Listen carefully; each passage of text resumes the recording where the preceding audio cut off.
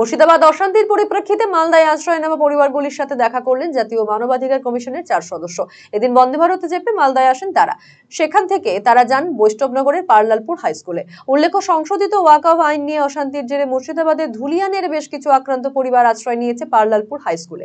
সেখানে গিয়ে আক্রান্তদের সাথে দেখা করেন তারা। শোনেন সমস্ত ঘটনা, যদিও সংবাদ মাধ্যমের সাথে কোনো কথা বলেননি প্রতিনিধি দলের সদস্যরা। অন্যদিকে এদিন আক্রান্তদের সাথে দেখা করতে পৌঁছেছেন জাতীয় মহিলা কমিশনের 3 সদস্য। পাশাপাশি এদিন রাজ্য সরকারের অনুরোধ এড়িয়ে আক্রান্ত এলাকা ও আক্রান্তদের সাথে দেখা করতে মালদায় আসতে চলেছেন রাজ্যপাল সিবি আনন্দ বসু। অন্যদিকে এদিন বৈষ্ণবনগরের পার্লালপুর হাই স্কুলে পুলিশকে ঘিরে বিক্ষোভ শরণার্থীদের। অভিযোগ, শরণার্থী শিবিরে কার্যত জেলবন্দি দশা তাদের। 3 দিন ধরে মিলছে শুধু খিচুড়ি, পলিথিন দিয়ে বাইরে থেকে ঢাকা থাকছে শিবির। স্থানীয় যারা সহযোগিতা করছিলেন তাদের সঙ্গে যোগাযোগ করতে দেওয়া হচ্ছে না। পরিবারের লোকেরা এলেও খাবার দিতে দেওয়া হচ্ছে না, এমনকি বাইরে বের হতে দেওয়া হচ্ছে না বলে অভিযোগ তাদের। উপদ্রুত এলাকায় স্থায়ী বিএসএফ ক্যাম্প স্থাপনের দাবি জানিয়েছেন তারা।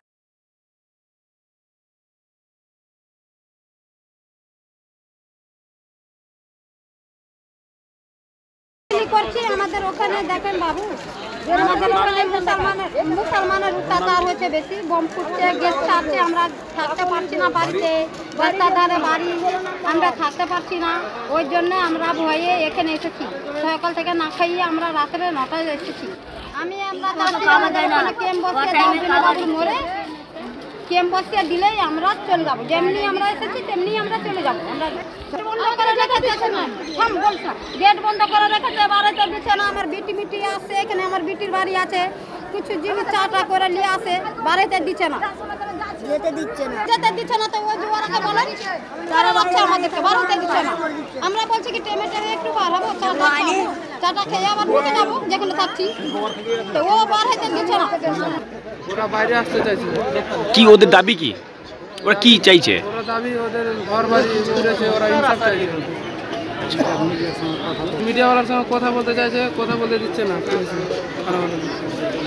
মিডিয়াওয়ালার সঙ্গে কথা বলতে চাইছে, নিজের কথা বলছে, ঘর বাড়ি পুড়ে গেছে, আমাদের কিছু নাই ওরা বলতে চাইছে, ওটা বলতে দিচ্ছে না পুলিশে।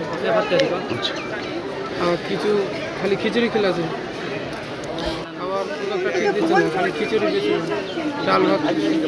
অন্যদিকে নিরাপত্তার খাতিরে সংবাদ মাধ্যমে প্রবেশে মালদা জেলা পুলিশ প্রশাসনের তরফে কড়াকড়ি করা হয়েছে। পার্লালপুর হাই স্কুল প্রশাসনের তরফে অ্যাক্রিডিটেশন পাওয়া সংবাদ মাধ্যমকেই প্রবেশের অনুমতি দেওয়া হবে বলে জানিয়েছেন অতিরিক্ত জেলা পুলিশ সুপার সম্ভব Jain. There are no restrictions as such. We are only allowing the media after checking their accreditation, because there are many media persons without any accreditation. They are also entering. So that is why I am saying please apply. We will check your accreditation, then we will allow you.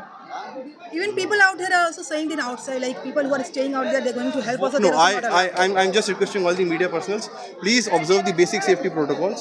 This is my humble request. There is no restriction and the camp is running very peacefully. The process of shifting the people very peacefully is also starting, and you can see all the commissions and VIPs are visiting. So please observe the basic safety protocol. রায়গঞ্জবাসীদের জন্য সুখবর, যারা দীর্ঘদিন ধরে পেটের সমস্যায় ভুগছেন তাদের জন্য রায়গঞ্জ দিশারিতে আসছেন ব্যাঙ্গালোরের প্রখ্যাত গ্যাস্ট্রোএন্টারোলজিস্ট ডাক্তার ইরশাদ আলী HMD DNB। এখন থেকে প্রতি মাসে নির্দিষ্ট দিনে ডাক্তারবাবুকে দেখাতে আজই যোগাযোগ করুন দিশারি হেলথ কেয়ার উকিলপাড়া রায়গঞ্জ শাখায়।